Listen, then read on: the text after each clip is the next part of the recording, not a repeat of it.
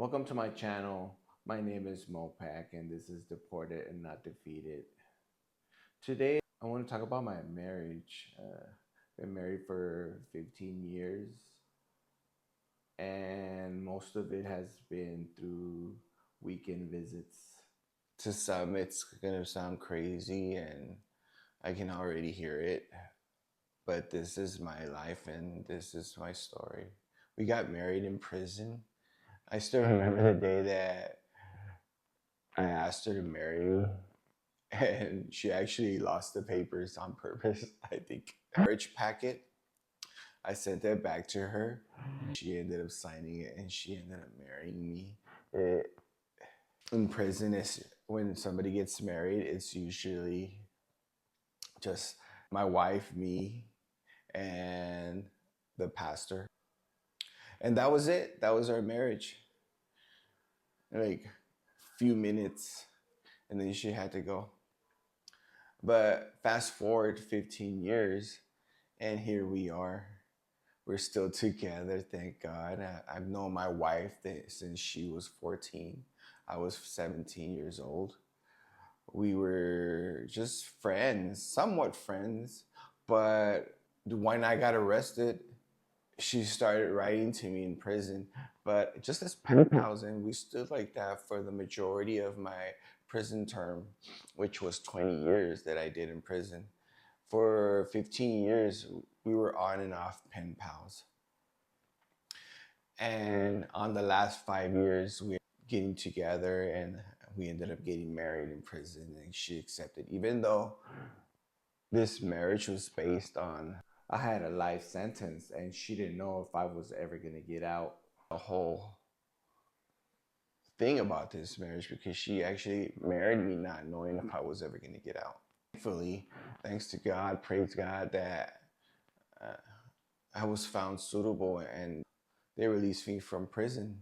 Prison term, she was the rock behind this marriage. If it wasn't for her, we wouldn't be together as it is today. It hasn't stopped. It's been 15 years. For the first 5 years when I was in prison, we would only have visits every 2 weeks. She would come every 2 weeks. This was just hand holding for 6 hours. And it was like that for 5 years, not knowing if I were to ever get out. And then I was found suitable, and all our hopes and dreams finally came true. We thought the marriage was going to be like any other marriage, and the marriages that we have dreamt up, but things didn't go according to that. And she started visiting me here in Mexico as soon as I was deported.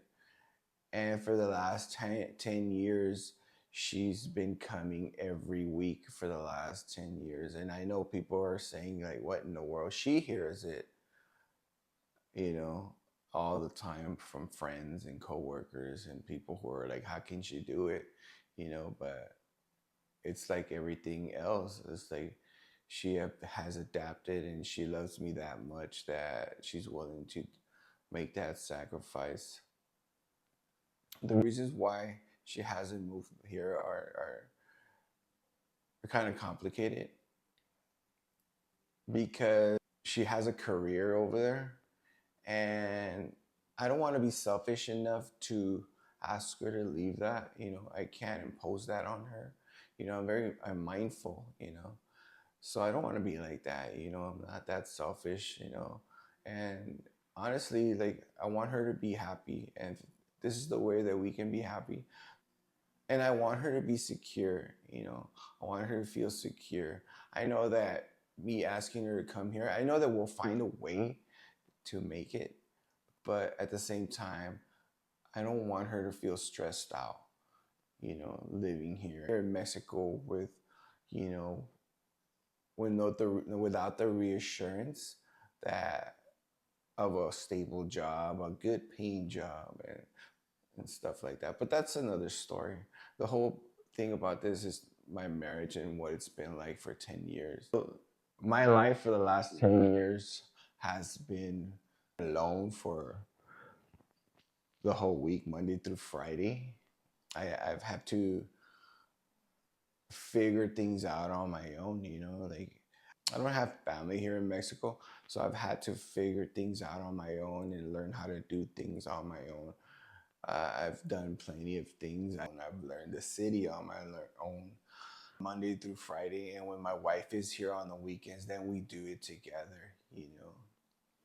Yeah, that's just how we have functioned, you know. And it is hard. I'm not going to lie. It is very hard. It's something that, you know, it's something that goes in your head. And sometimes you wonder, you know, you do wonder, like, what it would be like to be just like anybody else, you know, in their marriages, you know.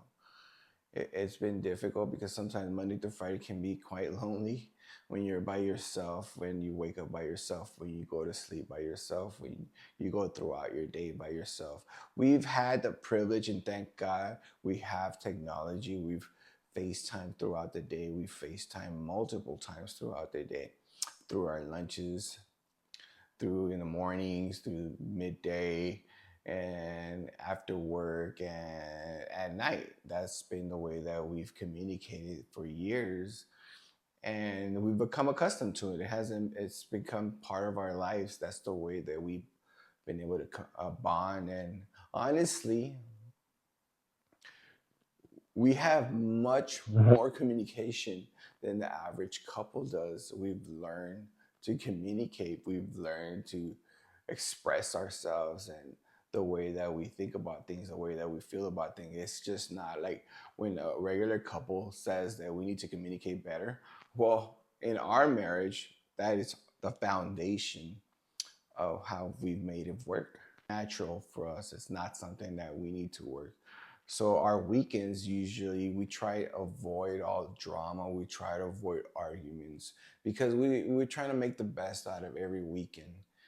And sure, it's not perfect. You know, we do have our things here and there, but we do our best on the weekends to avoid all that so we can enjoy our weekends together and have a great time. And it makes it for a good experience because every time we see each other, we're happy to see each other. We're happy to be together. We just want to spend time together and enjoy it. People might be asking themselves, like, I know everybody has, they're thinking right now, how I can't even do that. I can't even fathom that. How can they do that? You know, but it's our marriage. And you know what? This marriage has been built from a solid foundation. This is just the way that it works. Some people think that's crazy, you know, but it works for us, you know. We have a bond like, you know, like no other. I don't really know what it's like to live with somebody every single day. You know, I know that one day is going to come, someday soon. But for the most part, right now, I don't know what it's like. And I want that, you know, I dream for that day because, you know, I'm always wondering why we can't have that. This is the woman that I want. This is the woman that has this is the woman that God has given me, the blessing that God has given me. Because I don't think I could ever find somebody as strong, somebody as dedicated. And when I say this, I don't mean to disrespect no other marriage, but it's hard to find somebody that you know through thick and thin, they're going to be there. Somebody who will travel the end of the world to be with you, no matter the circumstances. Somebody who, honestly, we've done the mileage that she's traveled to make this marriage work.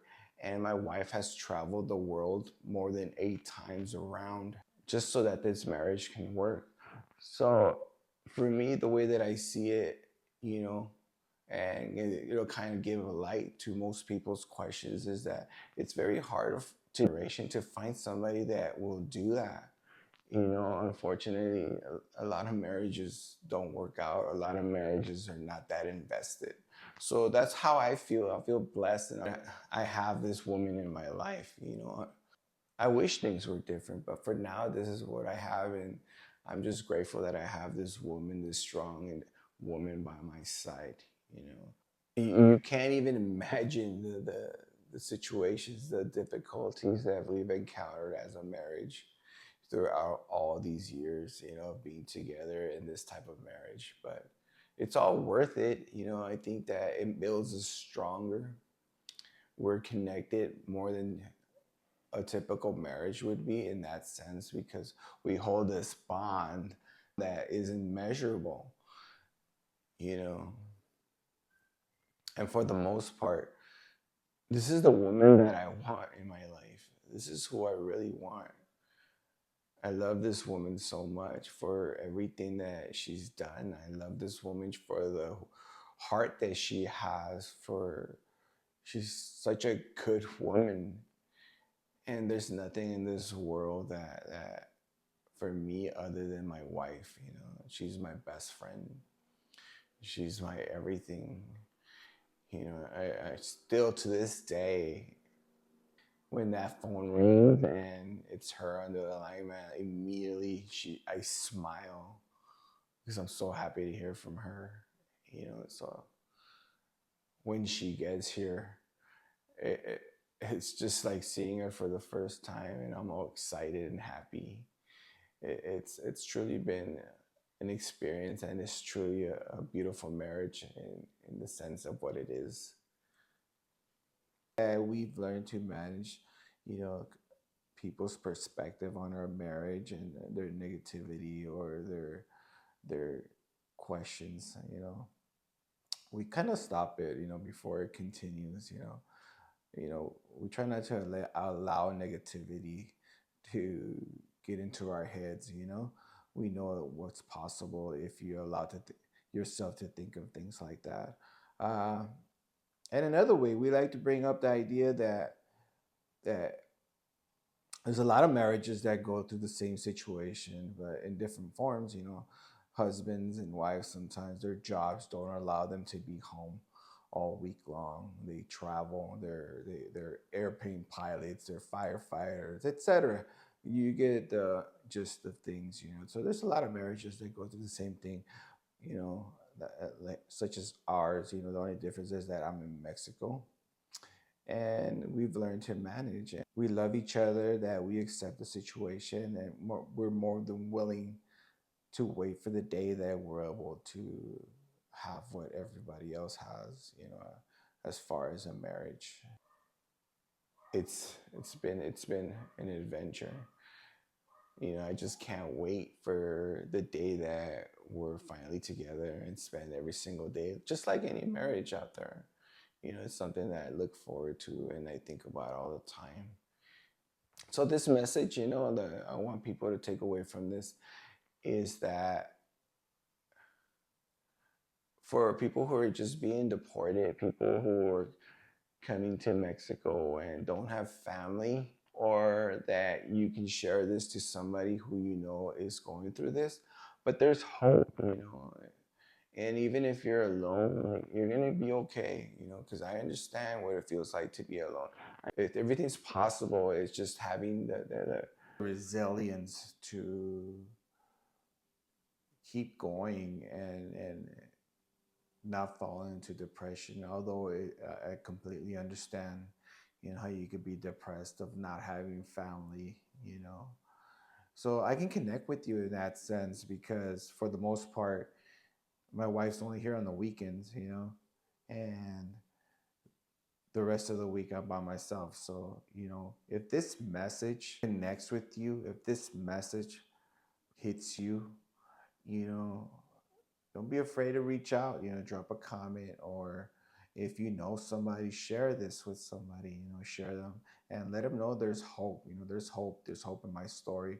I'm a living proof of it. And I continue to strive in a country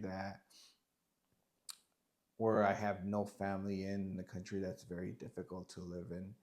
It's beautiful in many ways, and I'm happy to be here. But for the most part, yeah, I completely understand. And this message is about not being defeated. This is deported but not defeated. So thank you for watching, and until next time.